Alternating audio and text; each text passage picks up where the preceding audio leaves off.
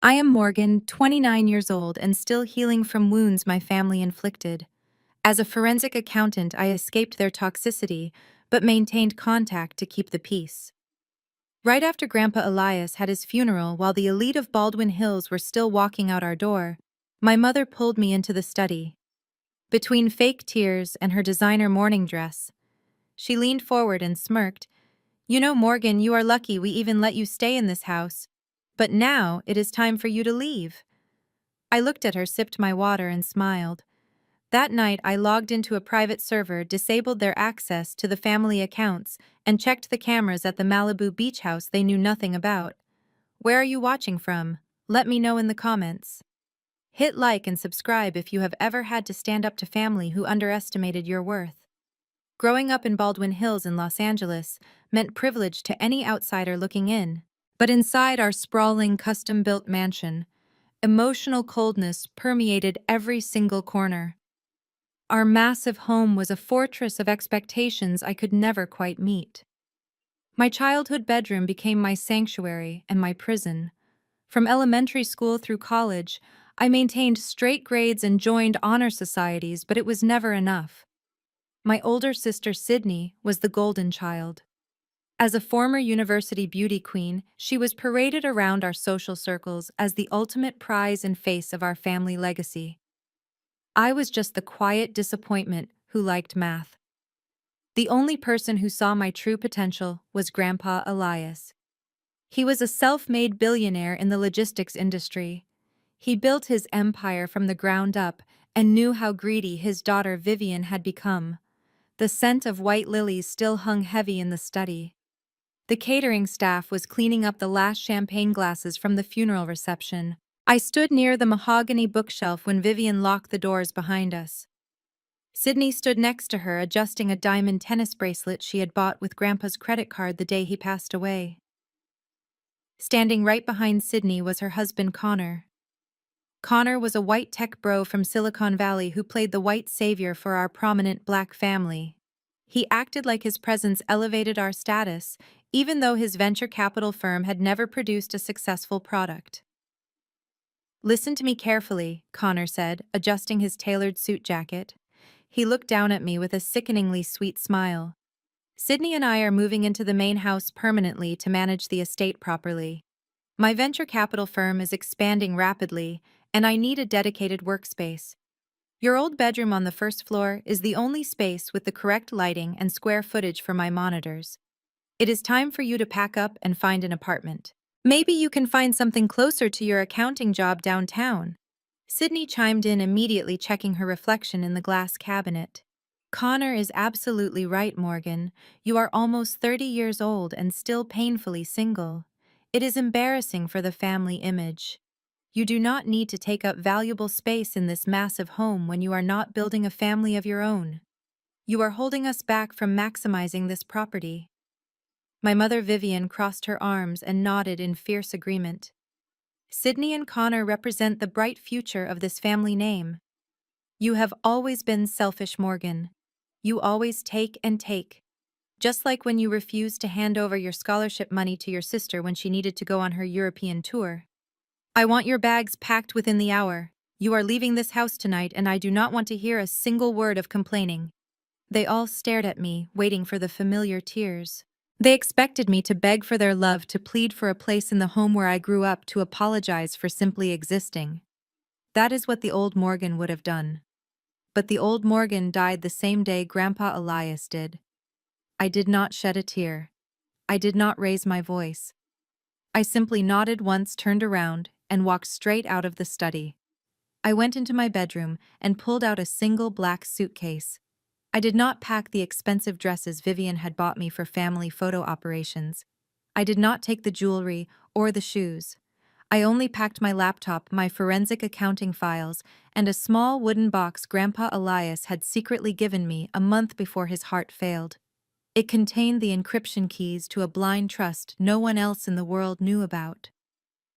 I zipped up the suitcase, walked out the front door, and did not look back. I ordered an Uber and watched the iron gates of the Baldwin Hills mansion close behind me. As the car rolled down the winding hills toward the city lights, the air felt crisp and freeing.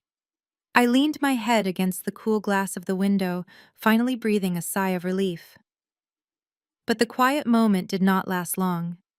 My phone screen suddenly lit up the dark back seat. It was an urgent security alert from my private server. Someone was actively trying to breach the firewall on Grandpa Elias's hidden financial files. I opened the log and saw the digital footprint instantly. It was Connor. He had just initiated a wire transfer attempt and filed forged paperwork to take out a $2 million loan against an asset he did not even own.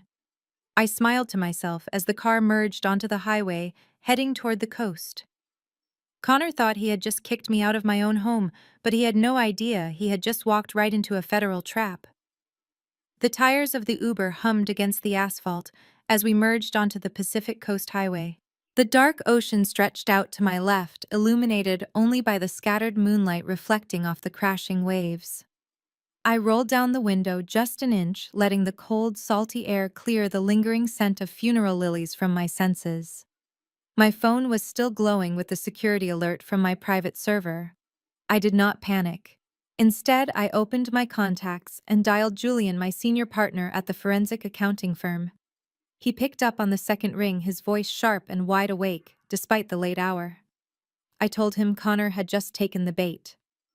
Julian let out a low chuckle through the speaker.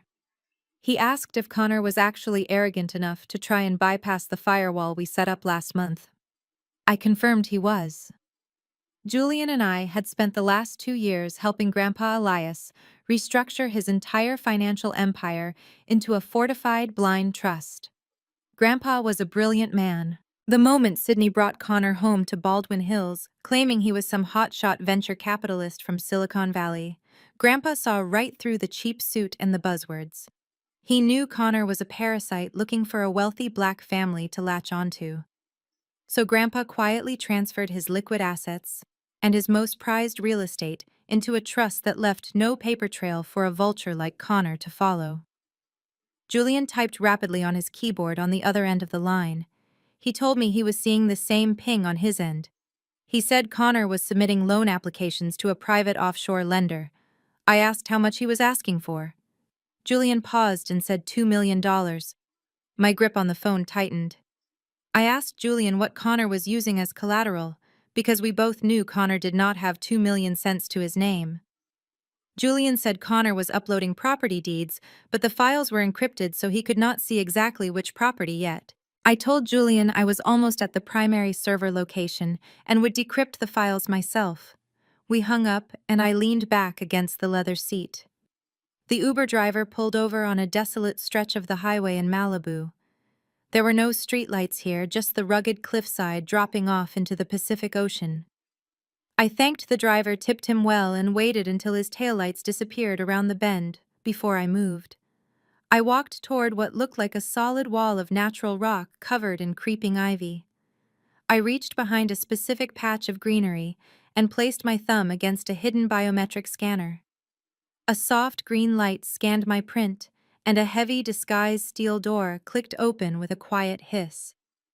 I stepped inside and walked down a softly lit floating staircase that descended directly into the cliff. At the bottom was Grandpa Elias' true legacy.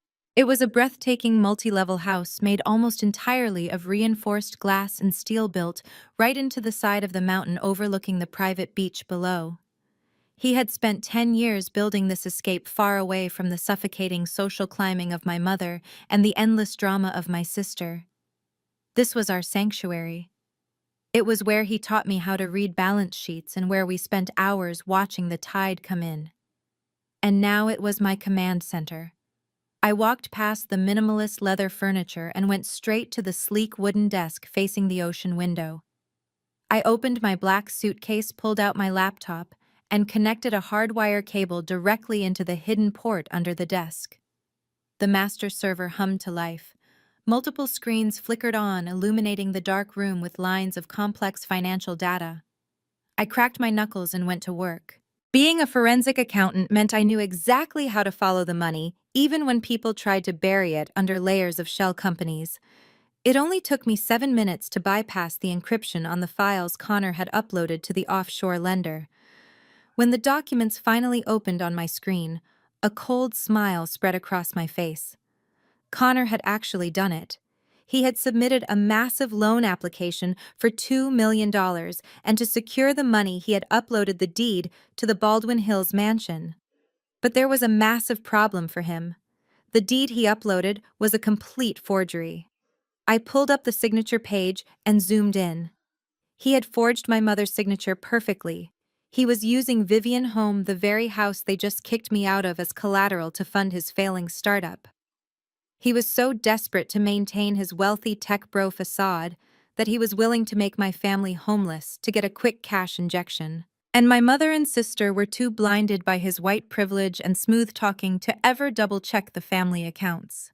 I hit a few keys and downloaded every single page of his forged loan application. I copied the IP address, the timestamp, and the offshore routing numbers. This was not just a family dispute anymore. This was federal wire fraud. I secured the files into a heavily encrypted folder and sent a backup copy to Julian with strict instructions to hold on to it. I leaned back in the ergonomic chair and looked out at the black ocean. The waves crashed violently against the rocks below. The trap was fully set. Connor thought he had won by kicking me out of the house, but all he had done was hand me the exact weapon I needed to destroy him. I closed my laptop, feeling a deep sense of peace for the first time since the funeral. I was about to go make myself a cup of tea in the kitchen when a sharp electronic chime echoed through the silent house. I stopped dead in my tracks. The sound came from the security console mounted on the wall. The perimeter alarm had just been triggered. I walked over and tapped the screen to bring up the live camera feeds from the highway above. My heart beat a little faster as the high-definition night vision camera focused on the front gate. A sleek white Porsche had just pulled off the highway and parked illegally near the hidden entrance. The driver's side door popped open. I watched the screen closely as a man stepped out into the moonlight, straightening his designer jacket and looking around with a smug expression. It was Connor. He had found me. I watched the screen as Connor slammed the door of his Porsche. He was not alone. A second man stepped out of the passenger side wearing a cheap shiny suit and holding a leather briefcase.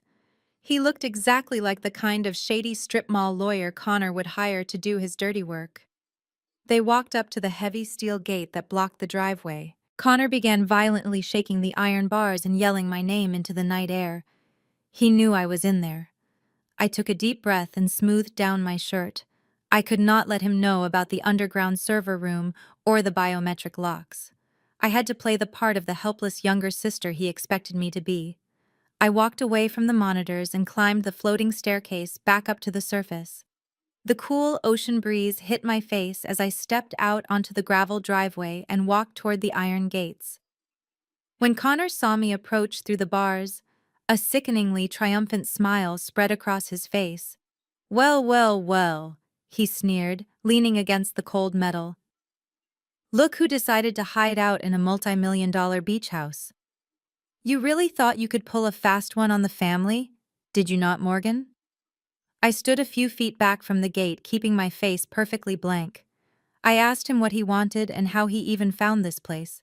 Connor laughed loudly and patted the shoulder of the lawyer standing next to him. He told me he had his ways, and that when you are a prominent venture capitalist, you have access to private investigators who can track down anything. He explained that his investigator had found tax records linking Grandpa Elias to an anonymous holding company registered to this exact stretch of Malibu coastline. Connor gripped the bars of the gate and lowered his voice, trying to sound intimidating. He told me this was his family now, and he was the one in charge of protecting our legacy. He said he knew Grandpa Elias had built this place in secret, and that I was trying to steal it out from under my mother and sister. The sheer audacity of this white man standing on my property, telling me he was the savior of my black family, made my blood boil. "Listen to me very carefully, Morgan," he said, pointing a finger at me through the iron gate. "I am holding a drafted eviction notice right here in my lawyer's briefcase. You do not own this property. You are just a bitter little accountant who sneaked in here to squat in a dead man's house. I am giving you exactly one chance to hand over the keys and walk away quietly. I crossed my arms and asked him what would happen if I refused. Connor let out a cold, hard laugh. He leaned closer to the gate until his face was practically pressed against the metal. He said, if I did not hand over the keys right now, he would call the local sheriff. He told me to imagine how it would look when the police arrive in this wealthy white neighborhood and find a young black woman trespassing in a hidden estate she cannot afford. He said they would arrest me on the spot and make sure it made the evening news, destroying my precious accounting career forever. He was weaponizing my race and the reality of the world we live in just to intimidate me. He thought his whiteness and his fake wealth made him invincible. He thought I would crumble under the threat of police intervention. So I gave him exactly what he wanted to see. I let my shoulders drop and forced my hands to tremble slightly. I looked down at the gravel and let out a shaky breath, acting as if he had completely broken my spirit. You win, Connor, I said, keeping my voice barely above a whisper. I just wanted a piece of Grandpa to hold on to, but you are right. I do not belong here and I cannot afford a legal battle. Connor puffed out his chest, standing taller. I knew you would see reason, he said smoothly. Now be a good girl and pass the keys through the gate. We have to secure the property for your mother and sister. I reached into my pocket and pulled out a heavy set of brass keys attached to a simple leather strap. These were not the keys to the glass house or the underground server room. Those operated on encrypted biometrics. These were the keys to the old gardening shed at the far end of the property, where the landscaping crew kept the fertilizer and rusty shovels. I walked slowly to the gate and slipped the keys through the iron bars. Connor snatched them from my hand like a greedy child. He held them up in the moonlight, admiring them as if he had just conquered a kingdom. He turned to his lawyer and told him the job was done, and that they could start drawing up the paperwork to list the house for sale by the end of the month. Before he walked back to his car, Connor turned to me one last time. He told me to pack my bags and be gone by sunrise. He said if he saw me anywhere near Malibu or Baldwin Hills again, he would not be so generous. He got into his pristine white Porsche, the engine roaring to life, and sped off down the highway, leaving a cloud of dust in his wake. I stood at the gate and watched his taillights fade into the darkness. I was not scared. I was not packing my bags. A genuine smile finally broke across my face. Connor had left gloating, feeling like the ultimate mastermind. But he was completely unaware of the tiny detail I had left out. The heavy brass key he had just shoved into his expensive designer pocket contained a micro RFID tracking chip hidden deep inside the leather strap. He thought he was taking the key to my house, but all he really did was give me a live feed to his exact geographic location 24 hours a day. The game had just begun, and he had already lost the moment. The taillights disappeared. I turned around and walked back to the hidden cliffside entrance. My heart was beating with a calm, steady rhythm. I placed my thumb on the scanner and descended the floating staircase back into the glowing server room. I sat down at the heavy wooden desk and brought up the tracking software. A small red blinking dot appeared on the massive monitor.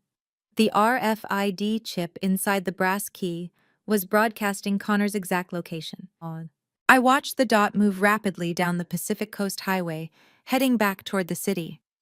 But tracking his car was just the first phase of the Trojan horse I had just handed him. The chip inside that key was not just a GPS locator. It was a military-grade, short-range data cloner that Grandpa Elias had acquired from a private security contractor.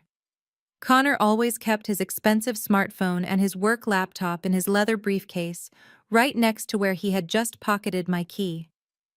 The chip was designed to passively copy the encrypted network keys from his devices and transmit them back to my server, using a secure cellular network. I watched the progress bar on my screen slowly fill up as the cloner did its silent work in the dark interior of his Porsche.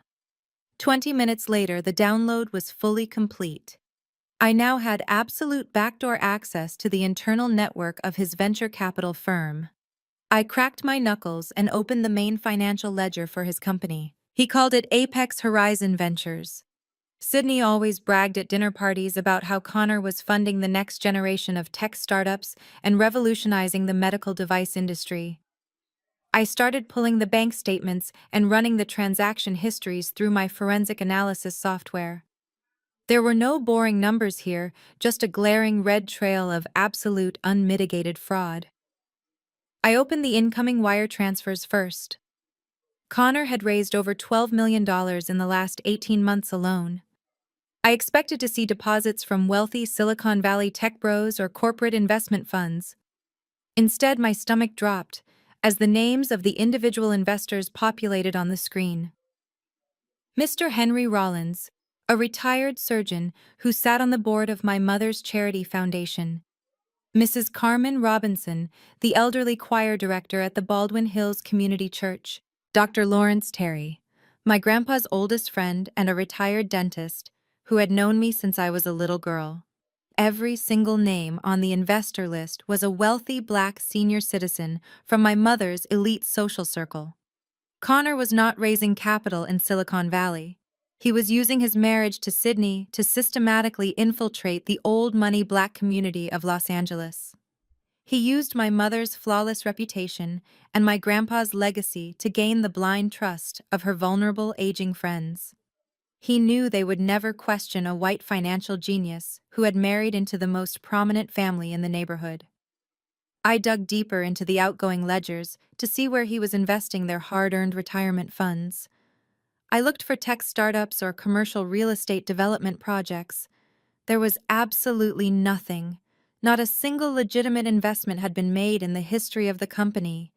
Instead, the money was flowing in a rapid circular pattern. When Dr. Terry deposited $50,000, Connor would immediately wire $10,000 to Mrs. Robinson, claiming it was a dividend return on her earlier investment. He was paying off the old investors with the new investors' money. It was a textbook Ponzi scheme executed with terrifying precision. I leaned closer to the monitor, feeling a deep, sickening rage building in my chest. The remaining funds, the money he did not use to pay fake dividends, was being siphoned completely out of the country. I traced the complex routing numbers to offshore accounts in the Cayman Islands and anonymous shell companies registered in Panama. That was exactly how Sydney was affording her new designer wardrobes and the diamond tennis bracelets she flashed around town. That was how Connor leased his Porsche and bought his expensive tailored suits. They were living a life of extreme luxury financed entirely by stealing the life savings of the black elders who trusted our family name. I pulled up the specific file on Mr. Rollins. The retired surgeon had invested his entire pension into Apex Horizon Ventures just 3 weeks ago. Connor had promised him a guaranteed 20% return to help fund his 4 grandchildren through their college tuition. Yesterday, Connor had drained Mr. Rollins' entire account and transferred the balance to the same offshore bank he used to apply for the fraudulent loan against the Baldwin Hills mansion. The sheer depravity of what this white man was doing was staggering to witness. He had walked into a community of successful black professionals who had spent their entire lives overcoming systemic obstacles to build generational wealth for their families. And he was systematically wiping it all out with a charming smile and a fake investment portfolio. He was bleeding them dry, while my mother proudly paraded him around the country club as the ultimate savior of our family. My fingers flew across the keyboard. I began compiling every single fraudulent transaction, every forged signature, and every illegal wire transfer into an airtight digital dossier. As a forensic accountant, I knew exactly what the federal authorities needed to secure a fast conviction. I needed to build a case so strong that no high-priced defense attorney could ever tear it apart. I worked straight through the night downloading bank statements and matching them against the fake portfolio reports Connor had emailed to his victims. By the time the sun began to rise over the Pacific Ocean, my evidence file was over 2,000 pages long. I had every piece of the puzzle mapped out perfectly down to the last stolen cent. I leaned back in my ergonomic chair and rubbed my tired eyes. The trap was fully loaded and ready to spring. I just needed the perfect public venue to drop the bomb and expose him for the criminal he was. Right at that moment, my phone vibrated loudly on the wooden desk, breaking the peaceful silence of the underground room. The bright screen cut through the morning shadows. I picked it up and saw a new notification. It was a group text message from my mother, Vivian, sent to me, Sydney and Connor. The message was cold and direct, as always. It said, "Morgan, you are mandated to attend a family dinner tonight at 8 o'clock sharp. We are dining at the Capitol Grill downtown. Dress appropriately and do not embarrass me. We are celebrating Connor and his incredible new real estate acquisition." I stared at the text message, reading the words over and over again. Connor had actually told them he secured the Malibu beach house. He was using the fake deed he forged last night to elevate his status even further in my mother's eyes. He wanted to celebrate stealing from me while he was simultaneously robbing her closest friends blind. A slow, dangerous smile spread across my face. I locked the server screen and stood up from the desk. I typed a simple response back to the group chat. "I will be there," I replied.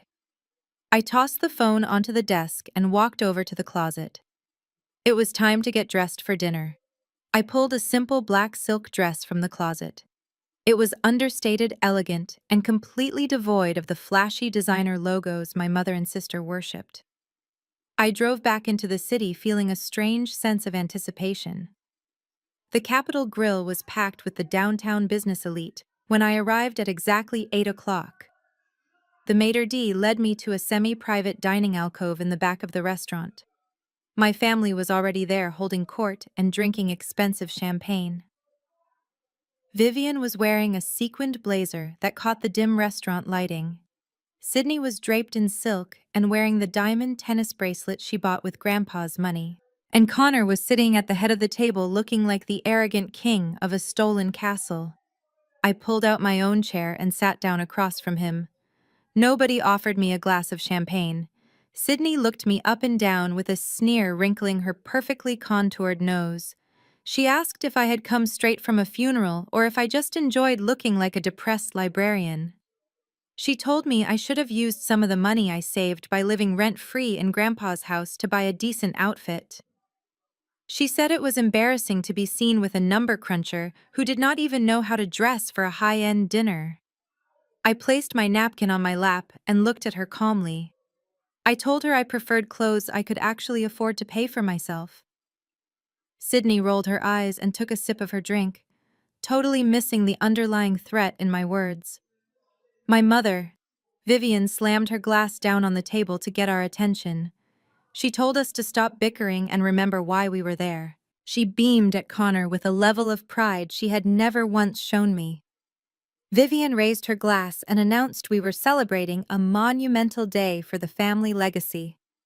She said Connor had single-handedly secured a multi-million-dollar property in Malibu that Grandpa Elias had selfishly tried to hide from them. She went on and on about Connor's brilliant financial mind and how his venture capital firm was elevating our family status to new heights. I watched Connor soak up the praise. He leaned back in his leather chair and unbuttoned his suit jacket, trying to look humble. He told Vivian it was his honor to step up and be the man of the house now that Grandpa was gone. He said he was just doing what any good husband and son-in-law would do to protect their assets.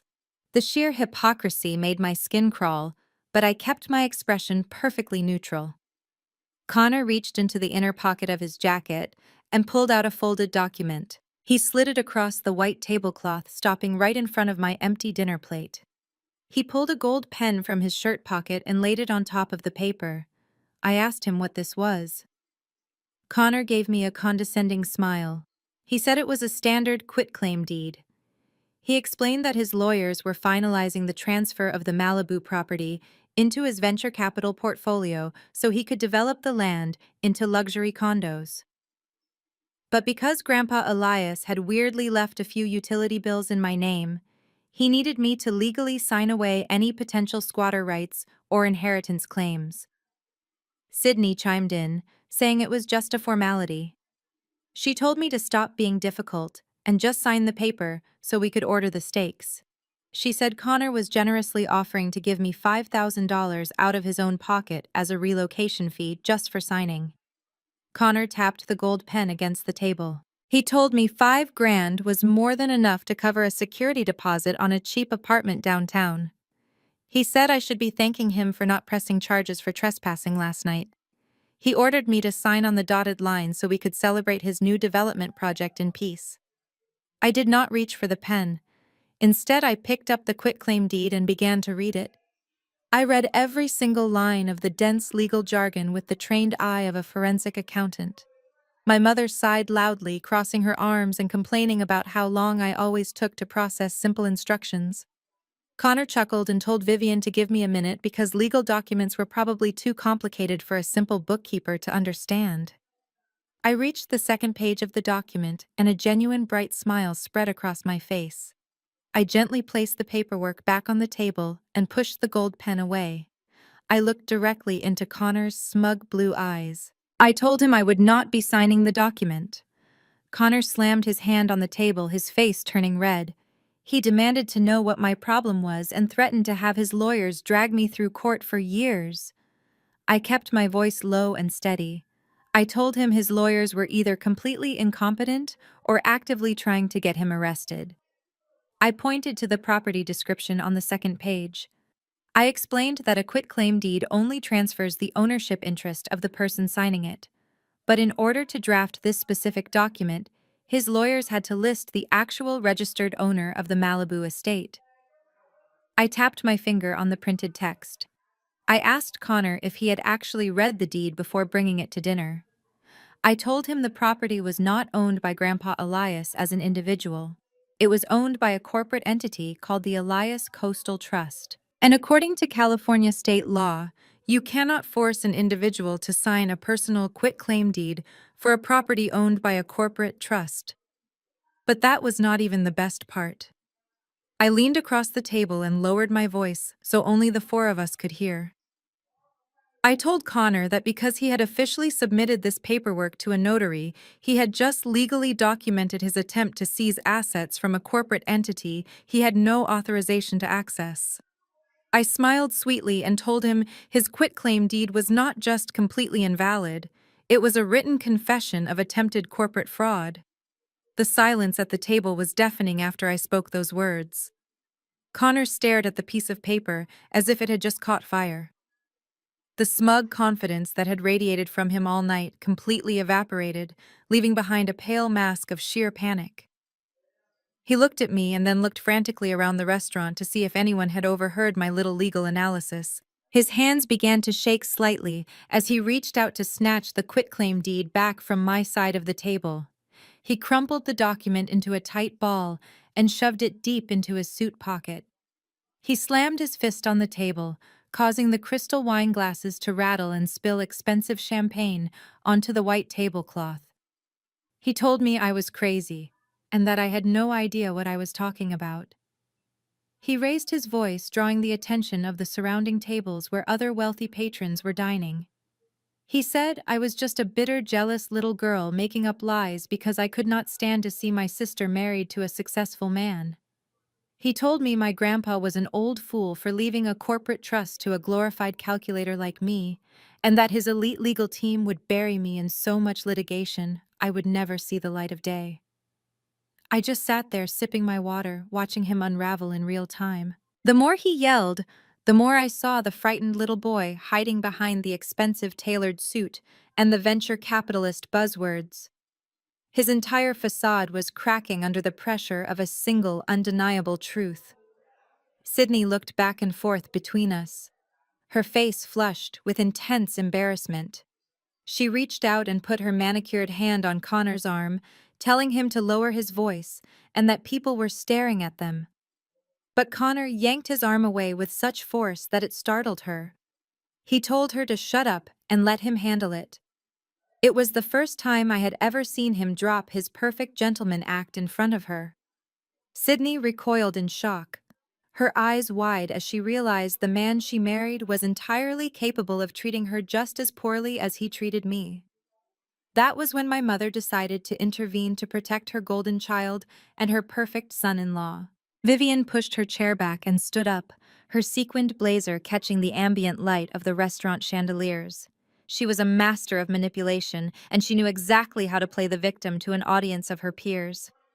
She pressed her hand to her chest and let out a dramatic, loud sob. Tears welled up in her eyes right on cue, flowing down her carefully powdered cheeks. Vivian pointed a trembling finger at me. She told me I was a monster. She cried out loud enough for the entire dining room to hear, saying she could not believe she had raised such a hateful and ungrateful child.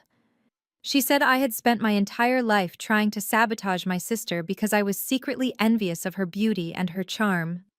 Vivian claimed I was trying to destroy my sister's beautiful marriage out of pure spite because no man would ever want to marry someone as cold and calculating as me. She sobbed about how Grandpa Elias would be rolling in his grave right now if he saw how disrespectful I was being to the only man who was actually trying to save our family legacy and grow our wealth. The other patrons in the restaurant had completely stopped eating. They were openly watching the spectacle unfold, holding their forks in midair. My mother looked around the room, soaking in the pity and sympathy of the strangers, before turning her vicious, glaring gaze back to me. She told me she was done trying to fix me. She said she had given me every opportunity to be a normal part of this family and to support Sydney and Connor. But I had thrown her love back in her face. Vivian stood tall and took a deep, theatrical breath.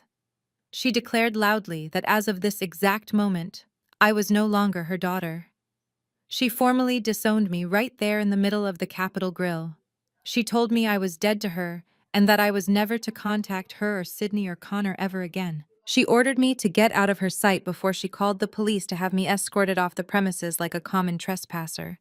It was the moment she had been building up to my entire life. She finally had the public excuse she needed to sever ties with the daughter who did not fit into her perfect elite aesthetic. She fully expected me to break down crying.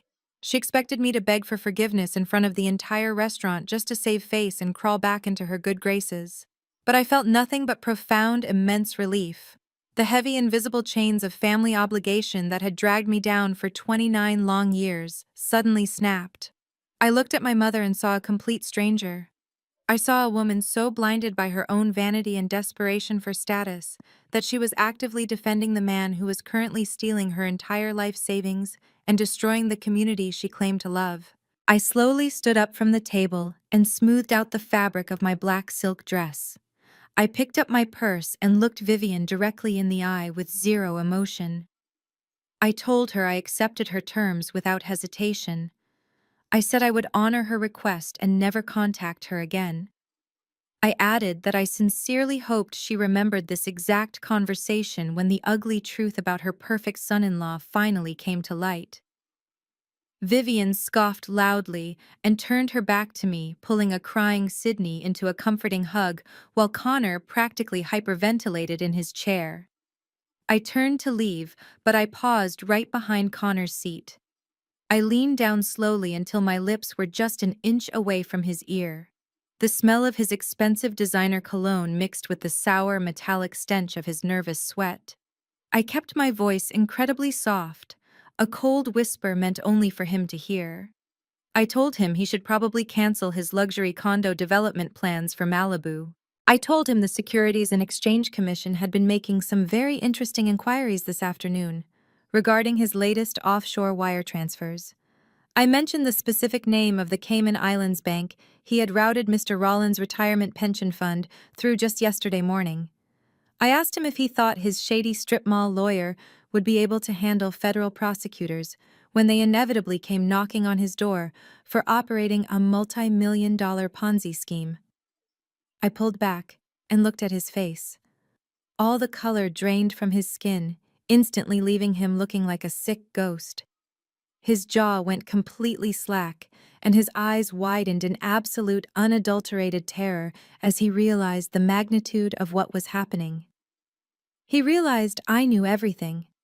I had every bank receipt, every forged signature, and every stolen dollar perfectly documented on a secure federal server. He tried to speak to say something to defend himself, but only a pathetic, quiet wheezing sound escaped his dry throat.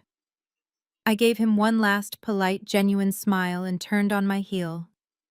I walked out of the restaurant with my head held high, the steady, confident sound of my heels clicking against the hardwood floor echoing in the otherwise silent dining room. I left them sitting there at the table, a fragile family built entirely on lies and stolen money, while I stepped out into the cool evening air, finally completely free, and holding the exact match that would burn their entire fake empire to the ground. The drive back to the Malibu beach house was the most peaceful journey of my entire life. The highway was completely empty, and the dark ocean felt like a cleansing force washing away decades of family toxicity. The sound of the tires humming against the asphalt was the only companion I needed. I knew Connor was not going to just sit at that restaurant table and wait for the federal authorities to arrive and arrest him. A cornered rat is the most dangerous kind of animal, especially when it realizes its entire survival is completely dependent on a lie. By the time I reached the hidden cliffside entrance and placed my thumb on the biometric scanner, my phone was already buzzing frantically in my purse. The moment I descended the floating staircase and sat down at my massive server desk, the entire system flared with bright red alert notifications. Connor was launching a desperate, frantic counterattack. He knew I had the digital evidence to destroy his life, so his only play was to try and cripple me before I could take that evidence to the proper authorities. He had forced his shady strip mall lawyer to file a fraudulent emergency injunction in a local county court. The electronic filing was full of absolute lies claiming I was mentally unstable, violently erratic, and an immediate threat to the financial stability of my grandfather's estate.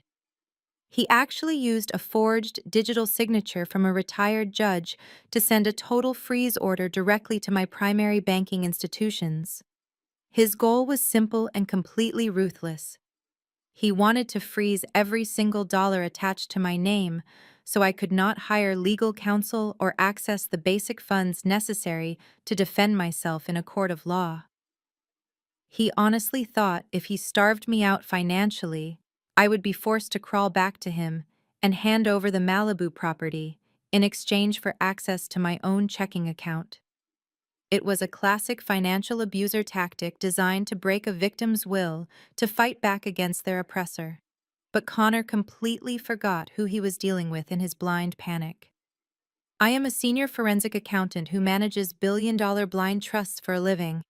My financial infrastructure is built to withstand sophisticated cyber attacks from actual corporate espionage syndicates, not a pathetic tech bro panicking in a steakhouse bathroom.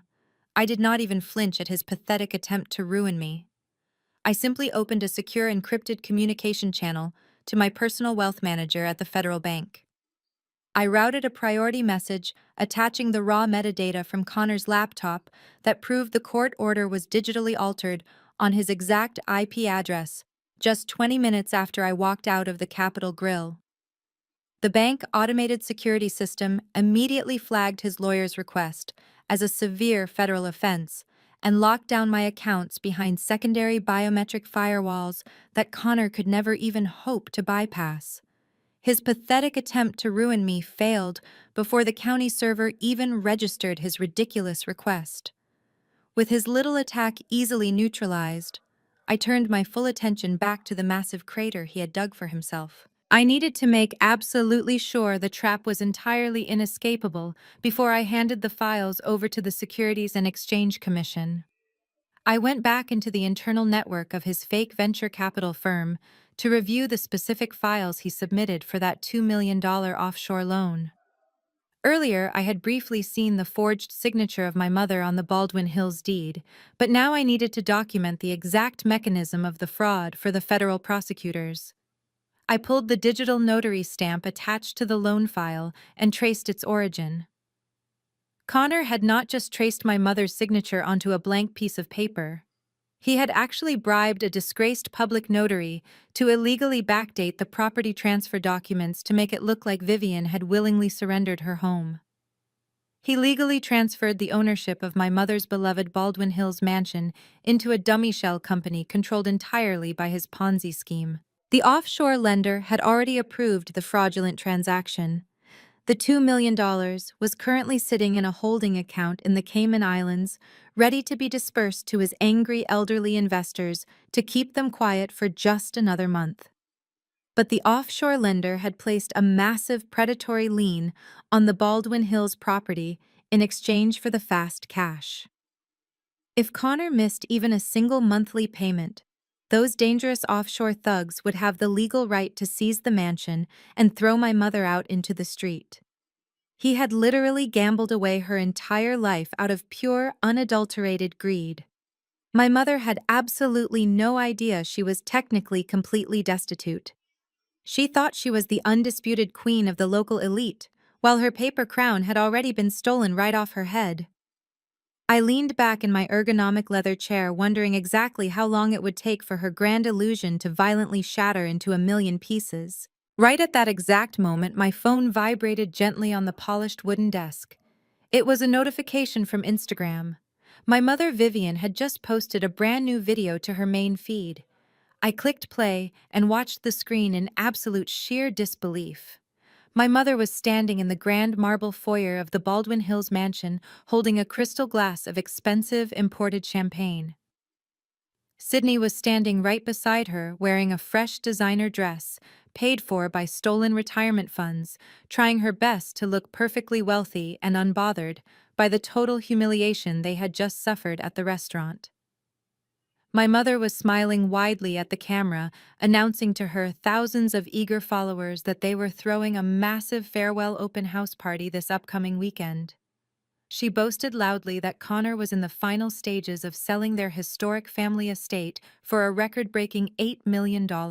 She confidently claimed they were permanently relocating to an exclusive hidden glass beach house in Malibu that Connor had just brilliantly acquired for the family real estate portfolio. She formally invited the entire Black elite of Los Angeles to come to the mansion on Saturday to celebrate their rising dynasty and toast to their massive success. I paused the video and zoomed in closely on the background of the shot. Connor was standing alone in the shadows behind them. His face was pale gray and he looked like he was about to physically collapse. He knew he did not own Malibu, and he knew the mansion was already mortgaged to criminals, but he was too terrified to tell my mother the truth. He was just going along with her public delusion, completely trapped in his own web of lies. The stage for his final public execution was officially set. Watching my mother prance around the marble foyer on that Instagram video confirmed everything I needed to know. Vivian was completely clueless. She had absolutely no idea that her perfect son-in-law had forged her signature and mortgaged her beloved historic mansion to offshore criminals. She honestly believed she was moving to Malibu. Connor had sold her a spectacular fantasy to keep her docile while he quietly drained the life out of our family legacy. It was almost pathetic to watch her brag to her wealthy followers about a beach house she would never step foot in. She panned the camera around, showing off the crystal chandeliers and the grand sweeping staircase of the Baldwin Hills estate, talking about how she was upgrading her lifestyle. Sydney was right there in the background, wearing a fake smile and dripping in jewelry bought with stolen money. They were entirely consumed by their own fabricated reality. But my pity only lasted for a fraction of a second. My mother had made her choice at the restaurant. She had publicly disowned me to protect the illusion Connor provided.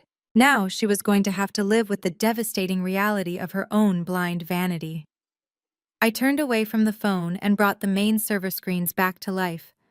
The time for passive observation was officially over. As a senior forensic accountant, I had spent years building a formidable network of federal contacts.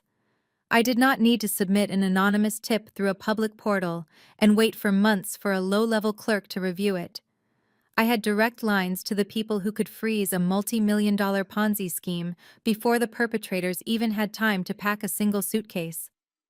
I opened a heavily encrypted email client and drafted a priority message to Special Agent Marcus Wright at the Federal Bureau of Investigation, White Collar Crime Division. Marcus and I had worked together on a massive corporate embezzlement case 2 years ago. He knew my reputation perfectly well. He knew that if I was sending him a file, it was already an airtight, guaranteed conviction that would make his career. I began attaching the preliminary forensic dossier on Connor's fake venture capital firm. I included the offshore routing numbers, the forged loan documents, the backdated notary stamps, and the detailed list of elderly black investors he had systematically defrauded. I highlighted the specific transactions where Connor had siphoned money from Dr. Terry and Mr. Rollins. I explained how Connor was using his marriage into a prominent black family to build false trust within our community and steal their generational wealth. I copied a senior investigator at the Securities and Exchange Commission on the exact same email, just to ensure all federal jurisdictions were fully engaged and ready to strike. I requested an immediate asset freeze on all of Connor's domestic and international accounts. I hit send and watched the progress bar complete. The digital guillotine had just been released into the federal system. But digital evidence was not going to be enough for what I had planned next. I needed something physical, something entirely undeniable to present to the very public audience my mother had so graciously invited to her grand open house. I walked over to the heavy-duty laser printer tucked into the corner of the underground server room and loaded it with high-quality, thick legal paper. I began printing out the absolute truth page by page. I printed the actual registered deed for the Malibu estate, proving it belonged solely to my corporate trust, and that Connor had absolutely zero legal claim to it. I printed the forged loan application featuring my mother's clearly traced signature, proving he had stolen her home right out from under her. I printed the bank statement showing the exact flow of stolen retirement funds into Connor's Cayman Islands accounts. The printer hummed steadily in the quiet room, spitting out page after page of undeniable ruin. The smell of fresh ink and warm paper filled the air. I took the thick stacks of evidence and organized them meticulously into sleek black leather binders. I labeled each binder with surgical precision. One for the fraudulent loan, one for the Ponzi scheme victims, and one for the true ownership of the Malibu estate. I was building the ultimate legal trap, and I was going to spring it right in the middle of Vivian's grand farewell party, when all of her high society friends were watching. I wanted Connor to have nowhere to hide and no way to spin his lies. Just as I was snapping the final black leather binder shut, my cell phone screen lit up brightly on the desk. It was an incoming call from an unknown local number. I did not answer it. I just sat there and let it ring until it finally went to voicemail. A few seconds later, the notification chimed indicating a new audio message had been left. I tapped the screen and put the phone on speaker. It was Connor. The background noise sounded like he was in a moving vehicle driving fast. His voice was completely devoid of the arrogant tech bro charm he usually projected to the world. He sounded breathless, manic, and incredibly dangerous. The panic I had seen in his eyes at the restaurant had mutated into desperate aggression. He told me he knew I had blocked his fake court order at the bank. He said I was playing a very stupid game and that he was completely done being nice to me. He told me he had just hired a team of armed private security contractors to guard the Malibu property gates around the clock. His voice dropped into a vicious, threatening growl as he promised that if I ever stepped foot near the beach house again, his guys had strict orders to physically drag me out and throw all of my belongings directly into the Pacific Ocean. He told me I was nothing but a jealous loser trying to ruin his life and that he would destroy me if I tried to show my face at the open house this weekend. He ended the message by telling me to watch my back because he was not going down without a fight. The line went dead. I deleted the voicemail from my phone. I did not feel an ounce of fear. Connor was flailing blindly in the dark, trying to intimidate a woman who already held all the cards. He thought a few rent-a-cops could keep me away from my own property. He had absolutely no idea that the real threat was not me showing up at Malibu. The real threat was me showing up at the Baldwin Hills mansion with a stack of federal evidence right when his entire fraudulent life was on full public display. I smiled to myself, picked up the heavy black leather binders, and placed them carefully into my leather tote bag. The trap was set, The bait was taken, and now all I had to do was attend the party.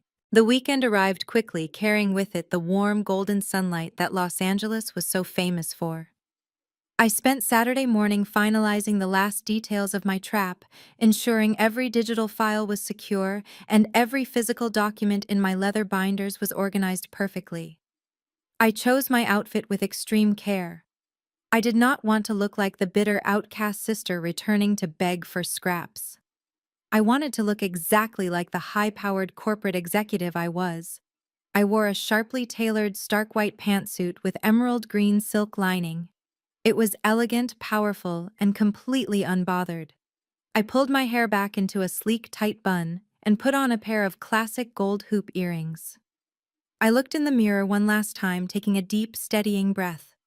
The quiet, submissive Morgan was dead and buried. The woman staring back at me was a financial assassin ready to execute a flawless operation. I drove the winding roads up into the wealthy enclave of Baldwin Hills. As I approached the family estate, the sheer scale of my mother's vanity became immediately apparent. The massive iron gates were swung wide open, and the long winding driveway was lined with luxury cars. Bentleys, Range Rovers, and imported sports cars were parked bumper to bumper. Vivian had clearly spared absolutely no expense for her grand farewell party. She had hired a professional valet service to manage the vehicles and an entire team of caterers dressed in crisp white uniforms, carrying silver trays of expensive hors d'oeuvres. I handed my keys to a confused-looking young valet and walked up the wide stone steps toward the heavy double doors of the mansion. The moment I stepped into the grand marble foyer, the overwhelming noise of the party hit me. A live jazz quartet was playing softly in the corner of the massive living room. The air smelled heavily of expensive perfume-roasted duck and imported champagne. The house was completely packed with the most influential members of the local elite. I saw local politicians, prominent doctors, and wealthy real estate developers mingling together in their designer weekend wear. This was my mother's entire world. These were the people whose opinions dictated her entire self-worth. I stood quietly near the entrance, just observing the scene. Vivian was holding court near the grand staircase.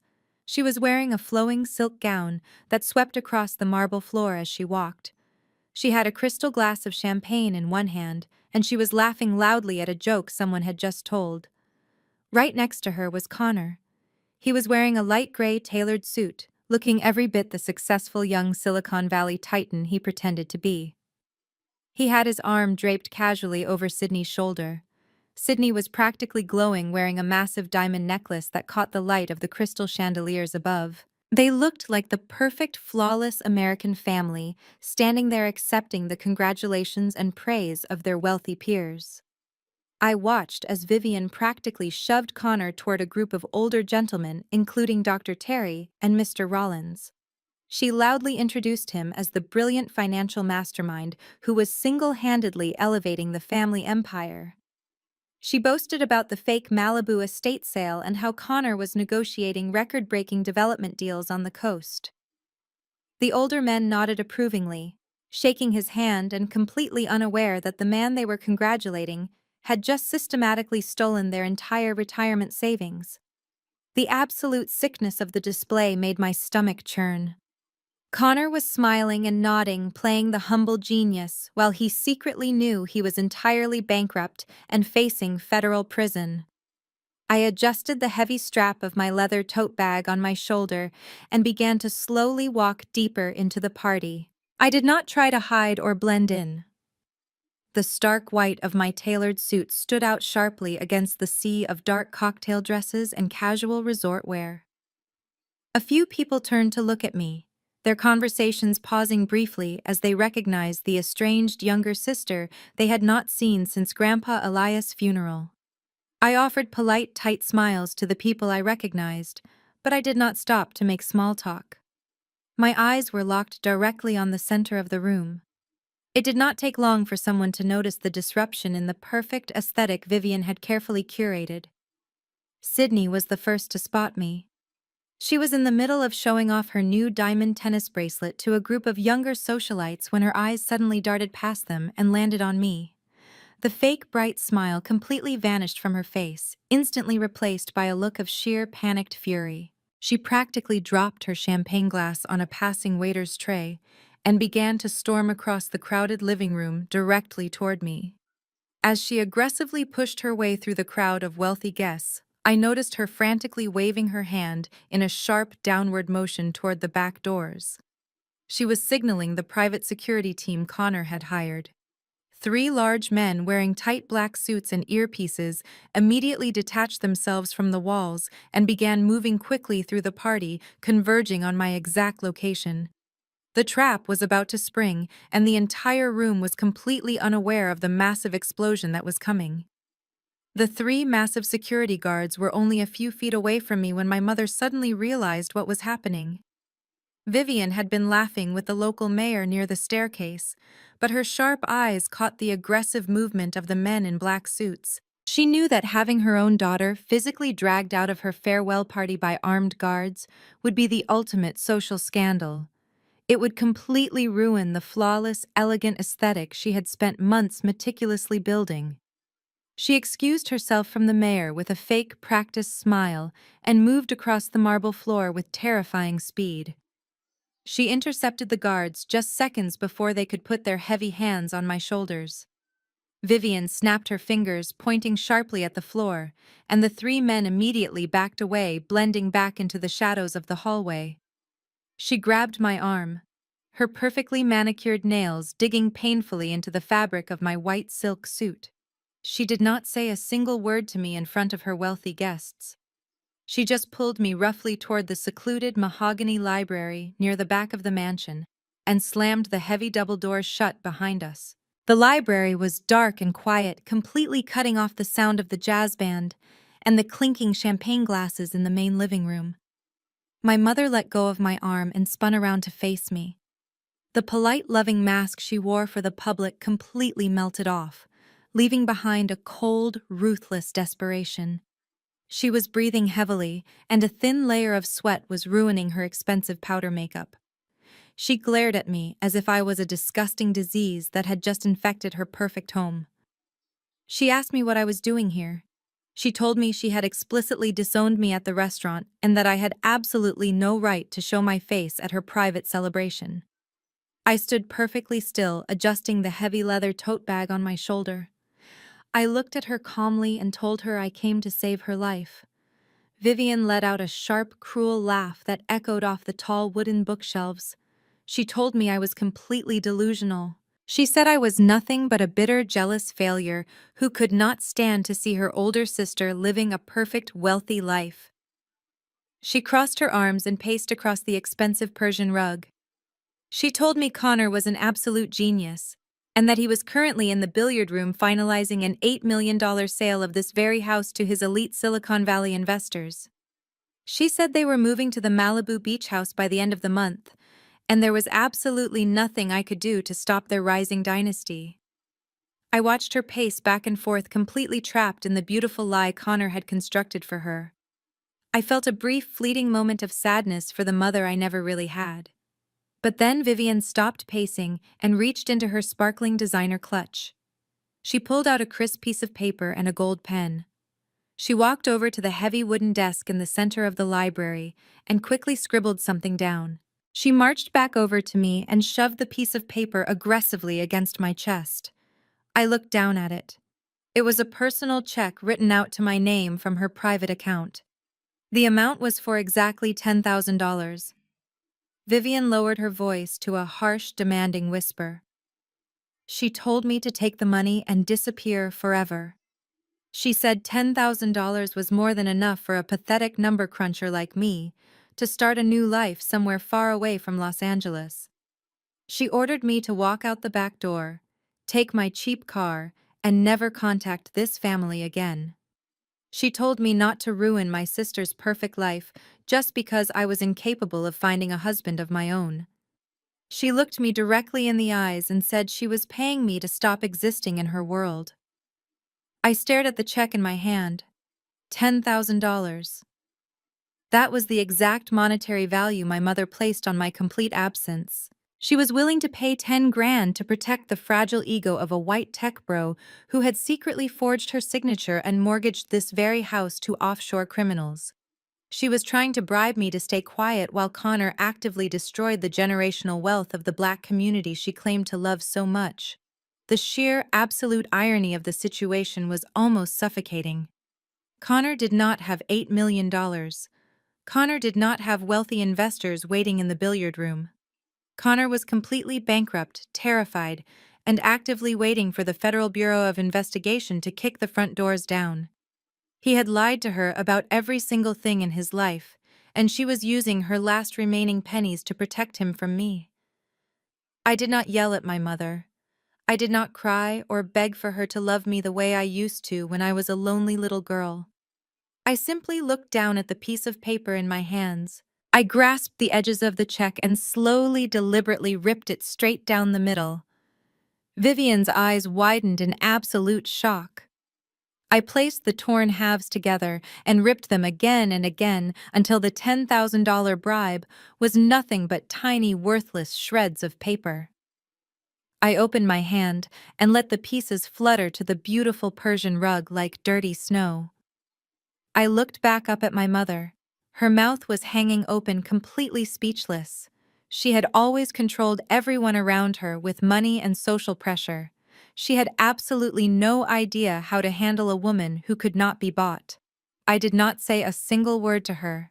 I simply turned my back on her and pushed the heavy mahogany doors open, stepping back out into the bright, chaotic light of the grand foyer. I walked straight past the confused security guards and headed directly toward the center of the massive living room. The party was at its absolute peak. Hundreds of wealthy guests were laughing, drinking, and toasting to my mother's fake success. I walked past Dr. Terry and Mr. Rollins, who were happily discussing the fake dividends Connor had promised them. Sydney was standing on the grand staircase holding a glass of champagne, looking down at the crowd like she was untouchable royalty. Connor was standing near the fireplace, sweating profusely through his expensive gray suit, constantly checking his phone and looking completely terrified of his own shadow. I ignored all of them. I walked straight up to the small wooden stage where the jazz quartet was playing a smooth, upbeat melody. The lead singer was a young woman in a velvet dress, softly crooning into a vintage silver microphone on a tall iron stand. I stepped onto the stage, reached out, and gently but firmly took the microphone straight out of her hands. The singer stumbled back in surprise, and the musicians stopped playing their instruments one by one. A loud, sharp screech of audio feedback echoed through the massive living room, instantly silencing the hundreds of guests. The room went dead quiet. Every single eye in the mansion turned to look at me, standing center stage in my stark white suit, with my heavy leather bag of federal evidence resting securely on my hip. I held the silver microphone firmly in my hand, letting the silence stretch out over the massive living room. The air was thick with tension. My mother had burst out of the library and was now standing frozen near the grand staircase, her hands covering her mouth. Sydney was glaring at me from the steps, her fake diamond necklace glittering under the chandeliers. Connor was standing near the fireplace, his face completely drained of color, staring at me like he was looking at a ghost. I did not look at any of them. I looked directly out into the crowd of wealthy guests at the people my mother had spent her entire life trying to impress. I tapped the microphone twice to make sure it was working. "Excuse the interruption," I said, my voice echoing clearly through the high ceilings. "My name is Morgan, and I am Vivian's youngest daughter. I know many of you have not seen me since my grandfather's funeral. My mother informed you that I was not here today because I was busy packing my apartment to move out of the city. That was a lie. I am actually here to deliver a very special presentation regarding the brilliant financial mastermind you have all been celebrating today." I reached into my white blazer and pulled out a small black remote control. I pointed it at the massive 8.2-inch flat-screen television mounted above the marble fireplace, right behind where Connor was standing. I pressed a button and the screen flashed to life. It instantly mirrored the display of the secure forensic tablet I had synced to the house network earlier. A loud collective gasp rippled through the crowd as the first slide appeared on the screen.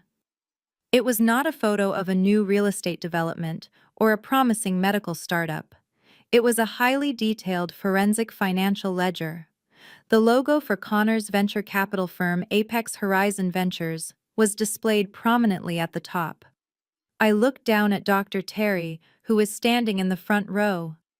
"Dr. Terry," I said softly, "3 weeks ago, you transferred $50,000 from your retirement pension into Apex Horizon Ventures.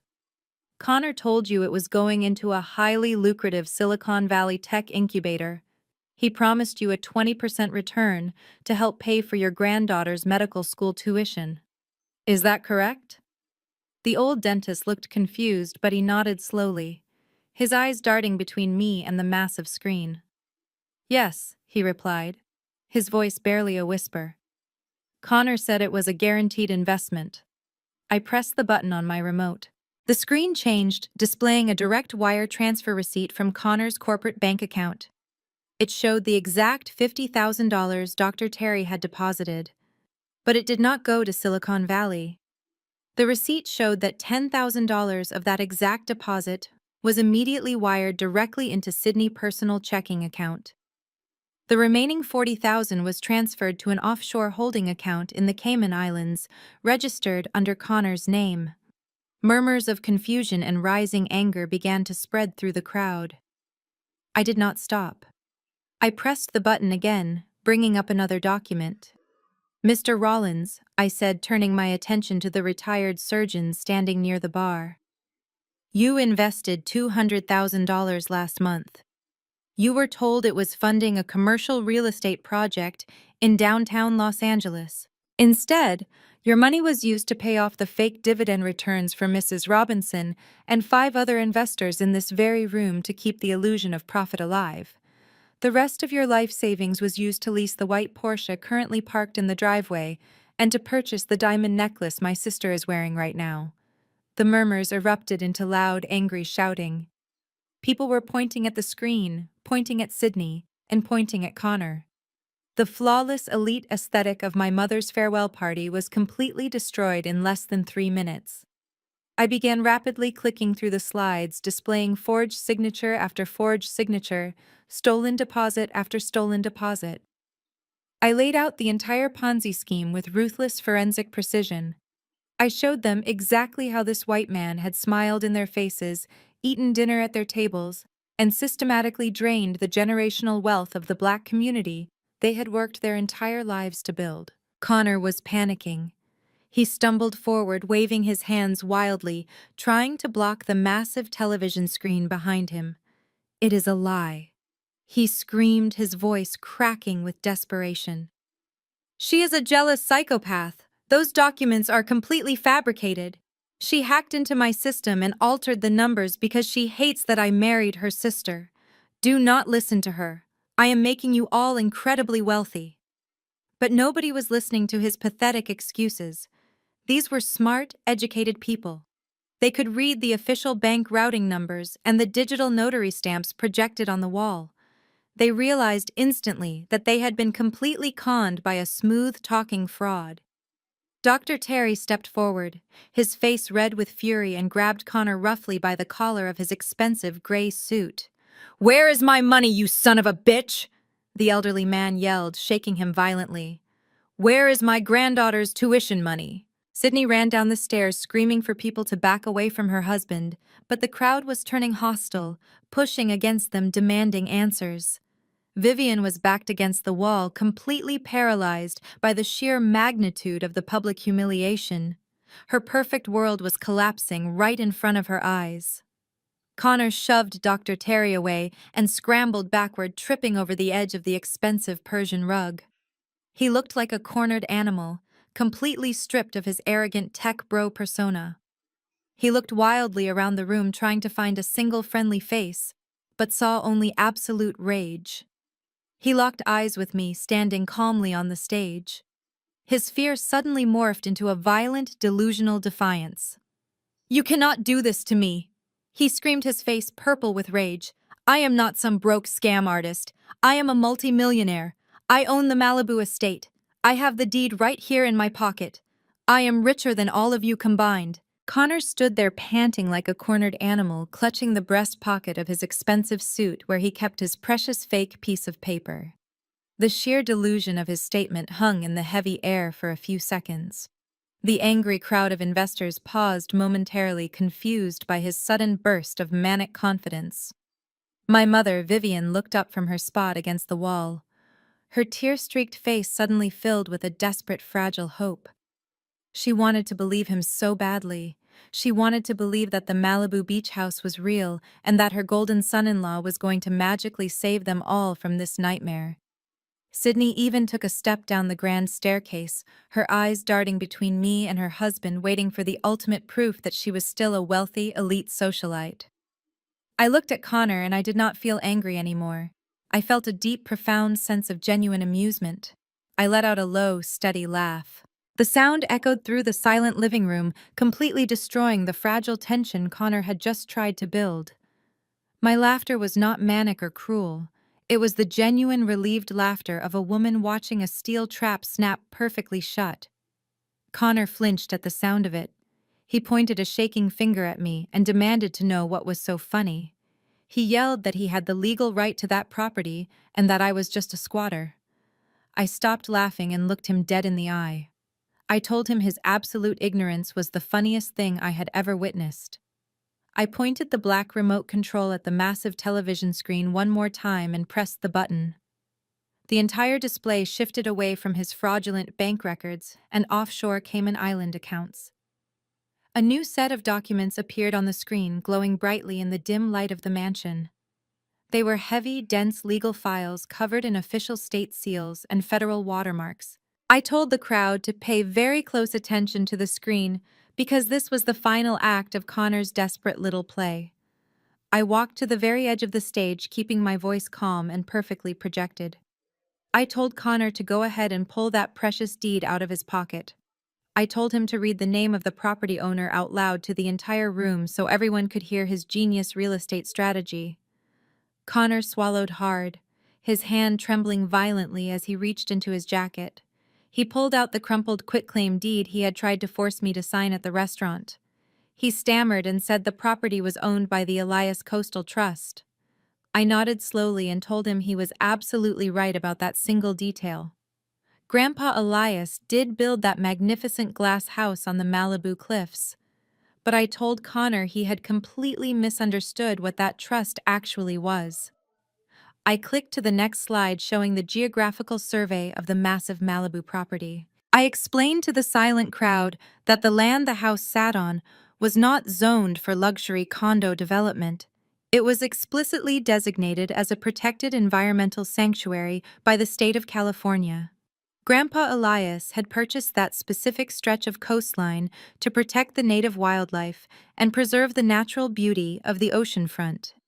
To maintain that protected status, he placed the entire estate into a specialized corporate entity.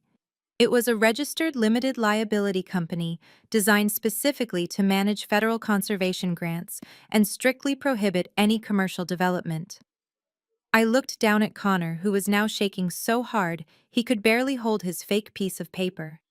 I told him an individual person cannot simply inherit or take personal ownership of a federally recognized environmental LLC through a standard residential property deed.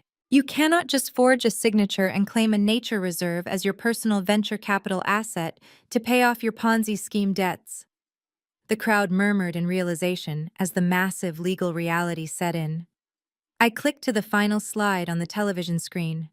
It was the official articles of incorporation for the Elias Coastal Trust, filed directly with the state of California. My name was highlighted in bright yellow ink at the very bottom of the page. I told Connor to read the highlighted name. His voice was nothing but a dry, pathetic whisper as he read my name out loud to the quiet room. I smiled coldly and told him that I was the sole chief executive officer and the only registered shareholder of that environmental LLC. I told him I had complete, absolute corporate control over every single grain of sand on that Malibu beach. I did not just inherit a house from my grandfather. I inherited a federally protected corporation, and I was the only person on Earth with the legal authority to manage its assets. I took a step closer to the edge of the stage, looking down at him like a judge delivering a final devastating sentence.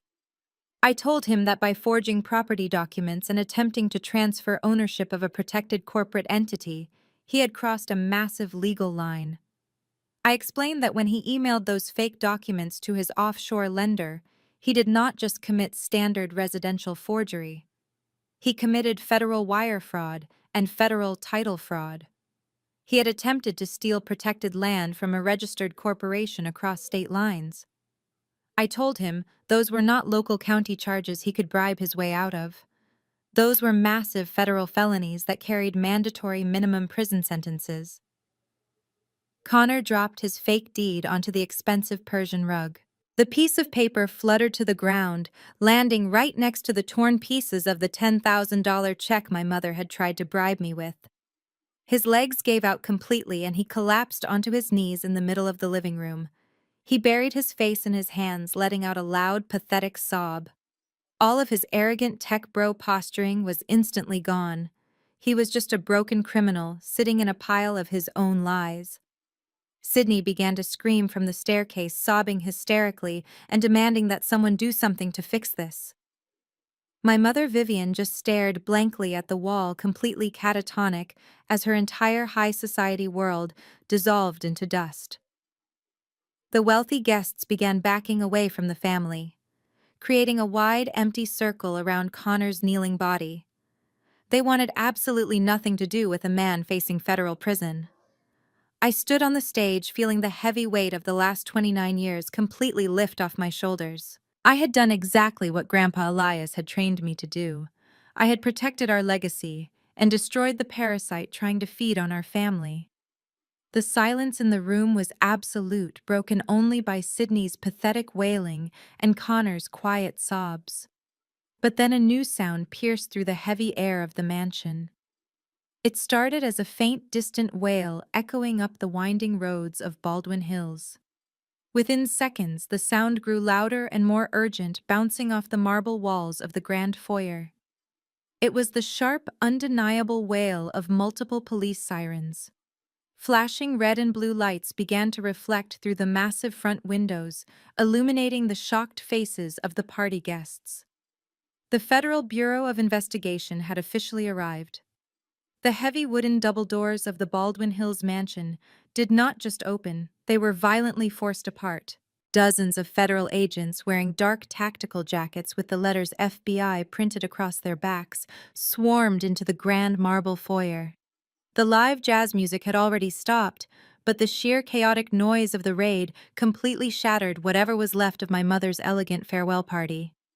Heavily armed agents moved swiftly through the crowd of terrified high society guests, shouting orders to stay back and keep their hands visible. The flashing red and blue lights from the police cruisers parked in the driveway bathed the crystal chandeliers in a harsh, unforgiving glare. It was a scene of absolute destruction for the perfect image my family had spent decades trying to build and maintain. I stood perfectly still on the wooden stage, watching the federal agents fan out across the living room. They knew exactly who they were looking for. Special Agent Marcus Wright walked through the front doors, holding a thick file folder that looked exactly like the digital dossier I had emailed him just a few days ago. He scanned the crowd, his sharp eyes cutting through the panic, until he locked onto the pathetic figure kneeling on the expensive Persian rug. The moment Connor saw the federal jackets, his primal flight response completely hijacked his brain. He did not try to explain himself or call for his expensive strip mall lawyer. He scrambled up from the floor, his expensive gray suit wrinkled and stained with sweat. He shoved violently past Dr. Terry, knocking the elderly man into a cocktail table, sending crystal glasses shattering across the marble floor. Connor sprinted desperately toward the massive glass doors that led out to the backyard patio.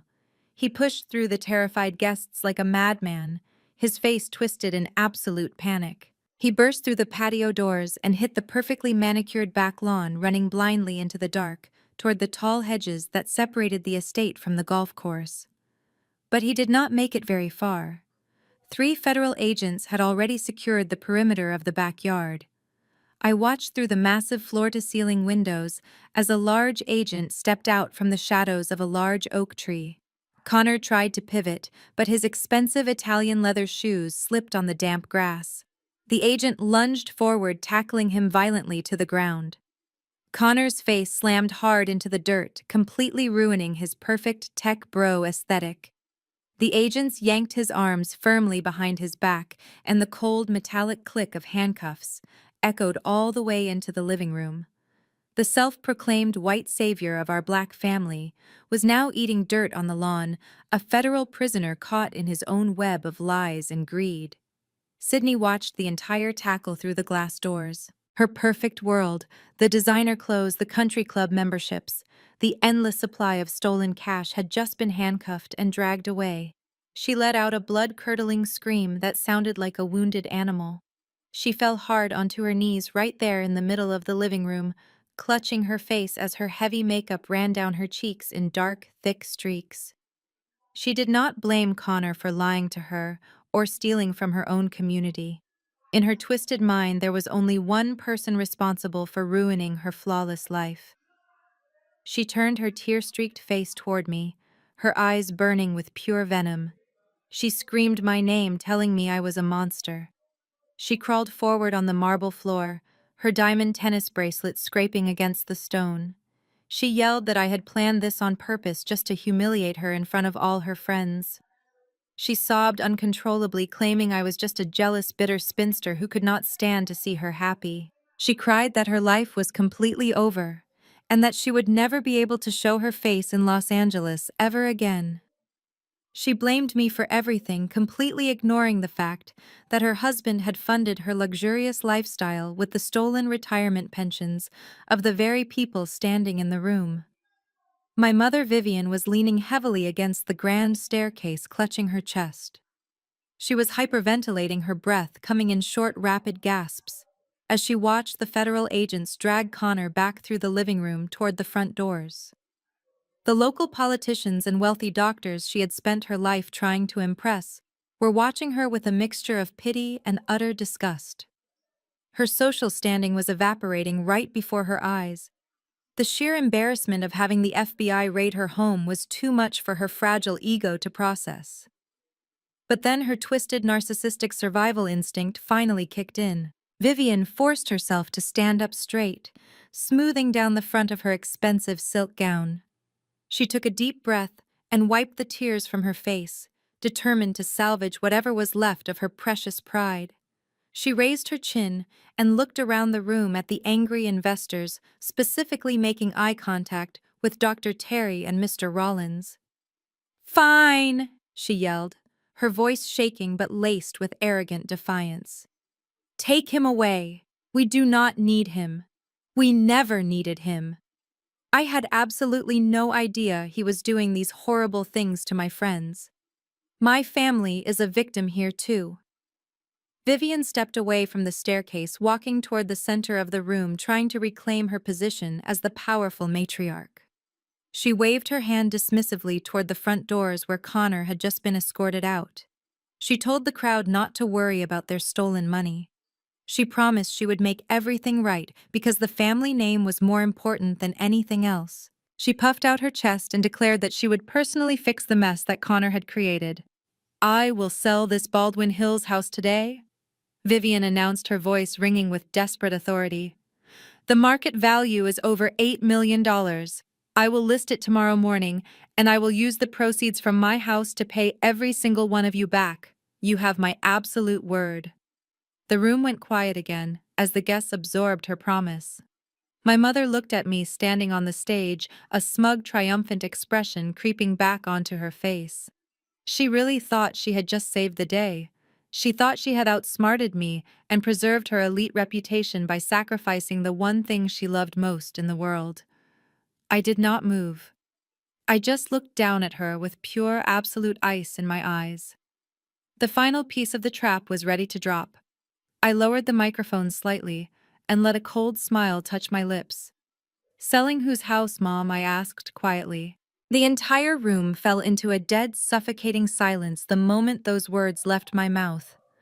The flashing red and blue lights from the police cruisers outside continued to sweep across the walls, casting long, harsh shadows over the faces of the wealthy guests. My mother blinked rapidly, her face twisting into a mask of pure, absolute confusion. She stared at me as if I had just started speaking an entirely different language. She dropped her hands from her chest and took a step toward the stage, her silk gown rustling loudly in the quiet room. She asked me what on earth I was talking about. She puffed out her chest, attempting to summon the last remaining shreds of her elite matriarch persona.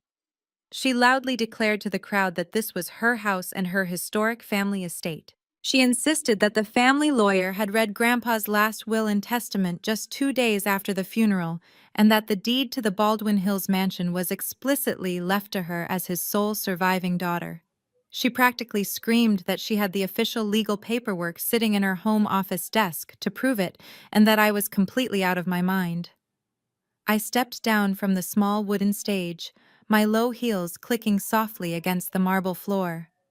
I kept my eyes locked entirely on her, watching the desperate panic bubbling just beneath her arrogant surface. I told her that the family lawyer read a standard boilerplate will that Grandpa Elias had drafted over 15 years ago.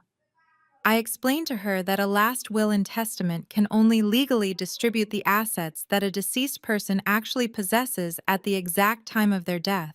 I told her that she needed to pay very close attention to the timeline of Grandpa's financial decisions because her entire reality was about to shatter. I walked slowly past the crowd of shocked investors and local politicians. The guests parted for me like the Red Sea, completely captivated by the absolute public dismantling of my mother's fake empire. Dr. Terry and Mr. Rollins watched me with wide eyes, realizing that the family they had trusted with their life savings was nothing but a hollow shell. I walked directly toward the grand marble fireplace at the far end of the massive living room. Hanging directly above the mantel was a huge custom oil portrait of Grandpa Elias. He was painted, wearing his simple gray work suit, his rough, calloused hands resting on a wooden cane, and his dark eyes looking sharp and uncompromising. It was the only piece of true authenticity in this entire mansion, filled with flashy imported garbage and fake designer luxury. Vivian followed me across the room, her expensive dress dragging awkwardly across the Persian rugs. She demanded to know what I was doing near his portrait. She yelled at me to step away from the fireplace, telling me I had already ruined her farewell party and humiliated the family name enough for one night. She told me to leave her house immediately before she called the federal agents back inside to arrest me for trespassing. I completely ignored her desperate screaming. I reached up and grabbed the heavy ornate gold frame of the oil painting. I pulled hard on the left side of the heavy wood. The entire massive portrait swung forward smoothly on a set of deeply concealed industrial hinges. A loud collective gasp echoed through the crowded living room. Hidden perfectly behind the painting set, completely flush into the solid stone of the chimney, was a sleek matte black biometric wall safe. My mother stopped dead in her tracks, her mouth hanging wide open in utter disbelief. She had lived in this Baldwin Hills mansion for over 2 decades. She had hosted hundreds of elite high society dinner parties standing right in front of this very fireplace, drinking imported champagne and bragging to her friends. She had absolutely no idea this hidden vault even existed in her own home. She stared at the glowing blue biometric scanner on the front of the heavy steel door, looking completely betrayed by the very walls around her. Sydney, who was still kneeling on the floor crying over Connor's arrest, stopped sobbing and stared at the hidden safe with wide, terrified eyes. I placed my thumb against the cool glass of the biometric scanner. The machine beeped softly, confirming my identity. Then a small digital keypad illuminated in the dark recess of the stone wall. I slowly typed in a 6-digit PIN code. It was the exact date of the day Grandpa Elias first taught me how to read a corporate financial ledger when I was just a young girl. The heavy steel bolts inside the door retracted with a loud, heavy mechanical clank that echoed perfectly in the silent room. I pulled the thick steel door open. Sitting alone on the dark metal shelf inside the vault was a thick, aged manila envelope. It was sealed with dark red wax and stamped with official county markers. I pulled it out and closed the heavy safe door behind me, pushing the large oil portrait back into its original position until it clicked shut. The stern, painted eyes of my grandfather looked down at the room as if he was watching his final master plan unfold flawlessly from beyond the grave. I turned around and walked back toward the center of the room, approaching a massive slab of imported marble that served as a display counter for my mother's expensive crystal vases. I stopped right in front of the marble surface, holding the heavy sealed envelope in my hands. I looked at my mother, who was now visibly trembling, shaking her head in silent denial. I told her that Grandpa Elias was the smartest man I had ever known. I said he saw right through Connor's pathetic tech bro disguise the very first time Sydney brought that white man to our Thanksgiving dinner 5 years ago. Grandpa knew instantly that Connor was a financial parasite looking for a wealthy black family to infiltrate and drain. But more importantly, I told Vivian that Grandpa also knew exactly who she was. He knew her bottomless vanity and her desperate need to impress the local elite would eventually make her the perfect blind victim for a scam artist like Connor. Grandpa knew with absolute certainty that if he actually left this historic estate to her in his will, she would inevitably hand it right over to Connor the moment he batted his eyes and promised her a slightly larger house on the coast. I broke the red wax seal on the manila envelope and pulled out a stack of thick legal documents. I told the silent room that Grandpa Elias refused to let his lifelong legacy be destroyed by a fake venture capitalist, and a daughter who cared more about country club status than her own flesh and blood. So he took extreme legal measures to protect the physical foundation of this family. He secretly executed an irrevocable transfer of title long before he ever got sick. I told my mother that the fraudulent $2 million mortgage Connor took out on this property last night was completely null and void. I explained that the offshore criminals in the Cayman Islands could not legally seize this mansion because Connor had forged the signature of a woman who did not even hold a single penny of equity in the property. My mother had unknowingly shielded the house from foreclosure simply by being entirely legally irrelevant. Vivian's face went completely blank as the devastating reality of my words finally started to crush her completely. She shook her head slowly, whispering over and over again that it was impossible and that she was the owner of the estate. I raised the heavy stack of documents high in the air so everyone in the room could see the official state seals and the bold black signatures of the federal judges. I brought my hand down hard. I slapped the deed onto the marble counter. Grandpa did not leave this house to you, Mom. He transferred it to my firm 5 years ago. My mother stared at the thick stack of papers on the marble counter as if they were covered in poison. Her hands were shaking so violently that when she finally reached out to pick up the top document, the paper rattled loudly in the silent room. She read the bold black text at the top of the page. She read the name of my corporate firm, and she read the date of the transfer. It was signed and notarized exactly 5 years ago, while Grandpa Elias was still alive and perfectly healthy. Vivian dropped the paper back onto the marble, her legs giving out slightly as she slumped against the edge of the counter. Sydney slowly stood up from the floor where she had been kneeling. Her expensive designer dress was ruined, and her makeup was a disaster. She walked over to the counter like a zombie and looked at the deed. The realization hit her even harder than the FBI raid had. She looked down at the massive diamond tennis bracelet on her wrist and the heavy diamond necklace resting against her collarbone. I watched her eyes widen in absolute horror as the math finally clicked in her head. I told her those diamonds were not a gift from a wealthy Silicon Valley genius. They were purchased directly with Dr. Terry Pension Fund and Mr. Rollins' life savings. I told her the federal government was going to seize every single piece of jewelry, every designer handbag, and every luxury car sitting in that driveway to pay back the victims of her husband's Ponzi scheme. She was going to be left with absolutely nothing but the clothes on her back. I looked at both of them standing there completely stripped of everything they thought made them superior. I told them their entire lives were a complete illusion. The offshore bank accounts were frozen. The venture capital firm was a crime scene, and the money was entirely gone. All of their elite high society friends were currently backing toward the front doors, whispering in deep disgust as they watched the mighty fall. My mother looked around the room, seeing the pure judgment in the eyes of the people she had worshipped her entire life. She realized she was not the queen of Baldwin Hills anymore. She was just the mother-in-law of a federal criminal and a woman who had been living a massive lie. I leaned against the marble counter and crossed my arms, looking around the grand foyer. I told them that for the last 5 years they had been parading around this historic estate, treating me like an unwanted guest in my own home. My mother had constantly reminded me that I was just taking up valuable space and that I should be endlessly grateful she even allowed me to sleep in my old childhood bedroom.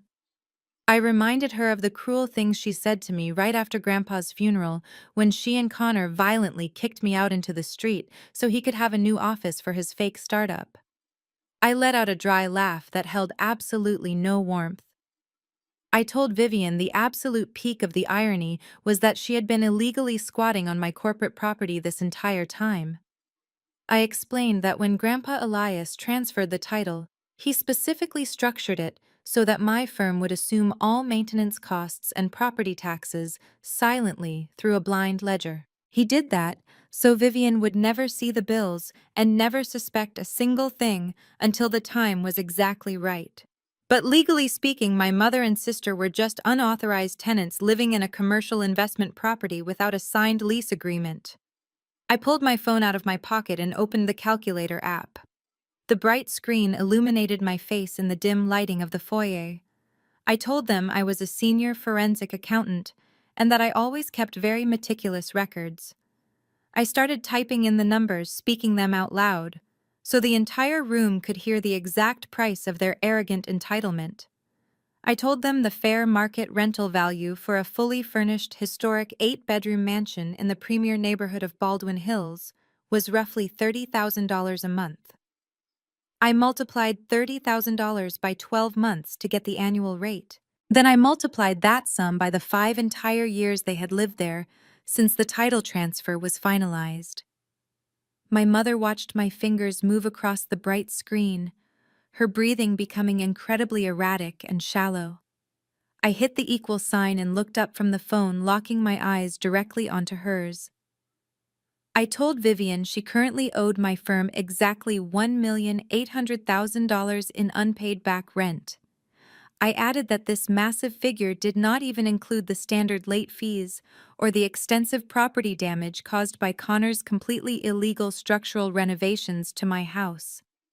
The sheer magnitude of the number hit Vivian like a physical blow to the chest.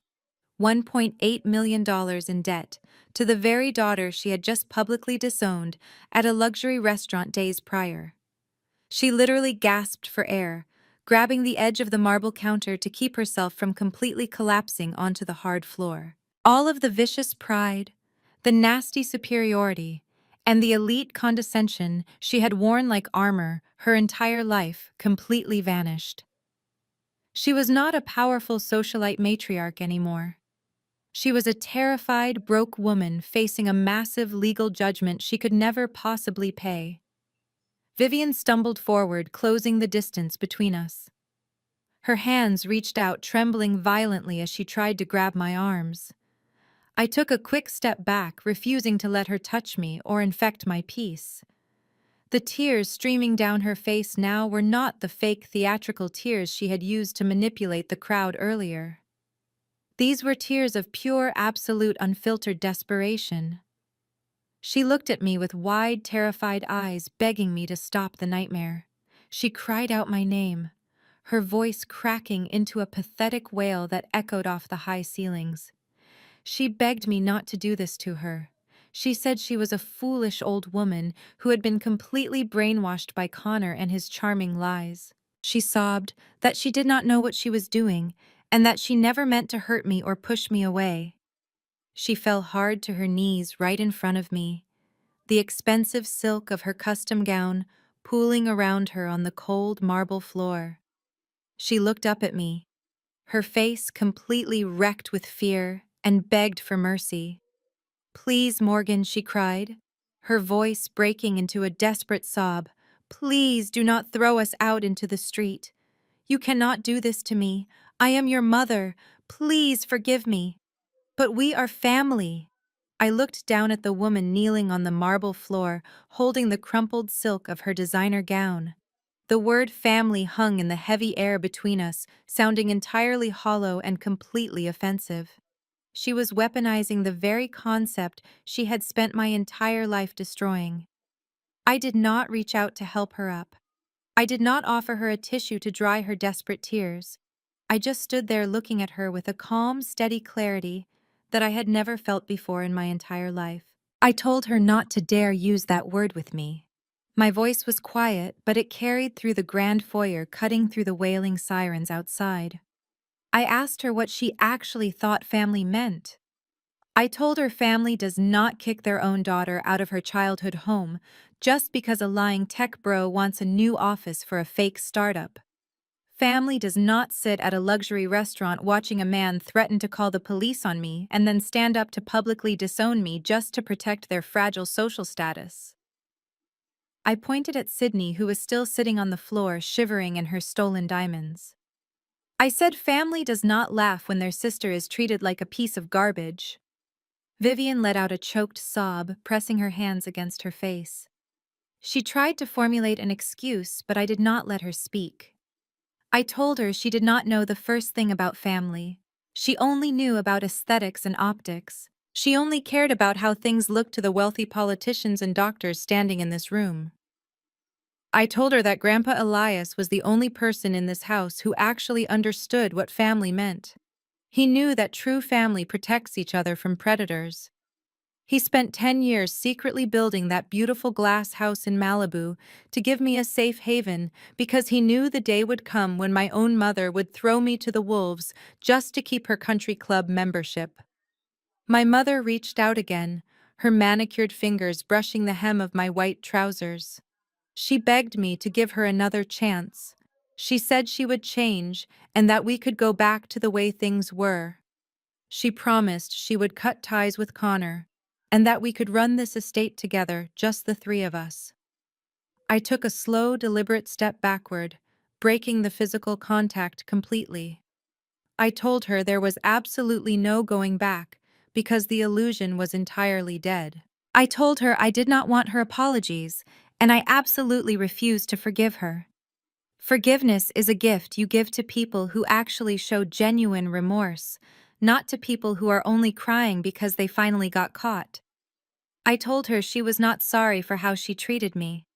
She was only sorry that she did not own the $8 million mansion she had been bragging about all week. I reached into my heavy leather tote bag one last time. I pulled out a crisp white legal envelope that I had prepared alongside the forensic files. I dropped it onto the marble counter right next to the massive stack of title transfer documents. The paper landed with a soft thud. Vivian stared at it, her eyes wide with fresh terror. She asked me what it was, her voice barely a whisper. I told her it was a formal, legally binding eviction notice, drafted and signed by the corporate attorneys representing my firm.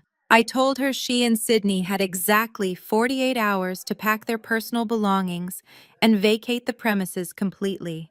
I clarified that personal belongings did not include the expensive artwork, the custom furniture, or the imported chandeliers, because Grandpa Elias had purchased all of those assets and transferred them to the trust as well. They could only take their clothes, their shoes, and whatever fake pride they had left. Sydney finally found her voice screaming from the floor that I could not do this to them and that they had nowhere to go. She cried that Connor's bank accounts were frozen and they did not have a single dollar to rent an apartment. I looked at my older sister and felt absolutely no pity. I told her that was a problem she should have considered before she let her husband steal the life savings of elderly black folks to buy her tennis bracelets.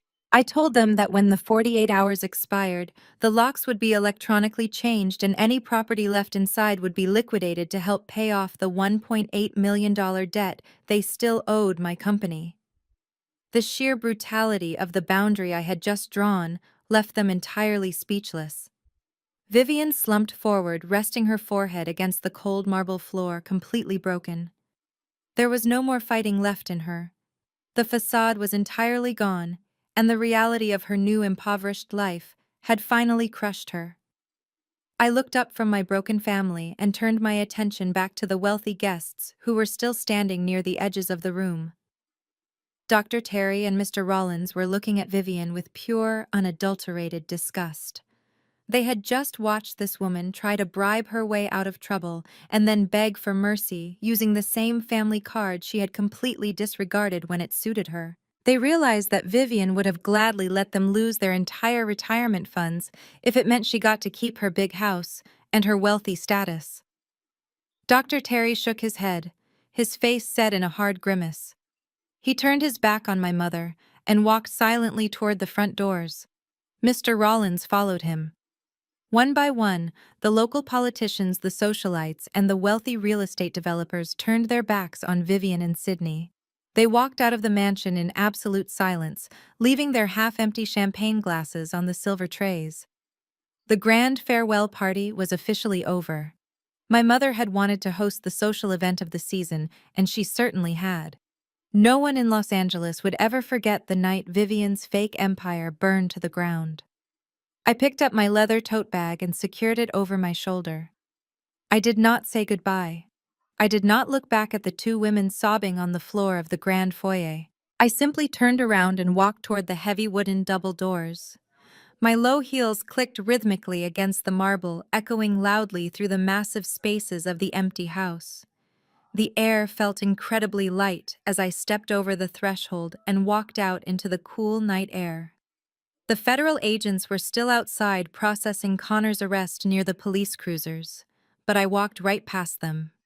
I left my mother and sister alone in the massive, echoing mansion they no longer owned, surrounded by the ghosts of their own greed and the absolute certainty that they had brought this entirely upon themselves. 6 months have passed since that night at the Baldwin Hills mansion. The air this morning is cool and salty as I sit on the expansive wooden deck of the Malibu beach house, holding a warm, ceramic mug of tea. The massive panels of reinforced glass behind me reflect the bright early sunlight, but my eyes are focused entirely on the endless stretch of the Pacific Ocean. The rhythmic sound of the waves crashing against the rocky cliffs below is the only sound I hear. There are no jazz bands, no clinking champagne glasses, and absolutely no toxic family members telling me I am taking up too much space. For the first time in my 29 years of life, the space I occupy is entirely my own. The fallout from the farewell party was incredibly swift and absolutely devastating for the people who thought they could build an empire on lies. Special Agent Marcus Wright did not waste any time building his case against Connor.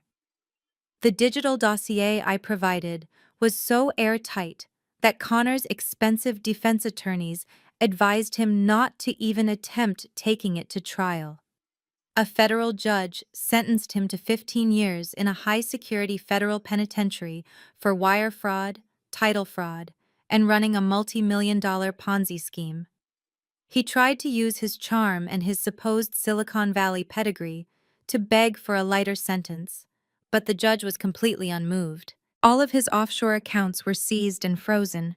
The Cayman Islands holdings were repatriated, and the funds were systematically distributed back to Dr. Terry, Mr. Rollins, and the rest of the elderly investors he had targeted. The white savior of our family is now wearing a standard-issue orange jumpsuit, mopping cafeteria floors for 40 cents an hour. My sister Sydney learned a very harsh lesson about what happens when your entire identity is tied to the wealth of a fraudulent man. When the federal authorities seized Connor's assets, they took absolutely everything she claimed to own. The Porsche, the designer wardrobes, the silk gowns, and the diamond tennis bracelets were all confiscated and auctioned off by the government to pay criminal restitution. She was left with nothing but a few cheap suitcases of casual clothes. Today, the former beauty queen of the Baldwin Hills elite works a minimum wage retail job at a mid-tier department store in the valley. She spends her days folding sweaters and ringing up purchases for the exact same wealthy socialites she used to look down on. I heard through the grapevine that she actively hides in the stockroom whenever she sees someone from our old neighborhood walking through the glass doors. Her perfect aesthetic was completely shattered, and she is finally being forced to live in the real world. As for my mother, Vivian, her grand dynasty collapsed exactly the way it was always destined to. When the 48-hour eviction notice expired, my corporate attorneys arrived at the mansion with local law enforcement to ensure she vacated the premises. She tried to stall, and she tried to beg the officers for mercy. But the law is the law. She could not pay the $1.8 million in back rent. She owed my firm, so she was forced to declare bankruptcy. Her credit was completely destroyed, and her reputation was entirely incinerated. All of her wealthy friends, the politicians, and the country club elite completely blacklisted her.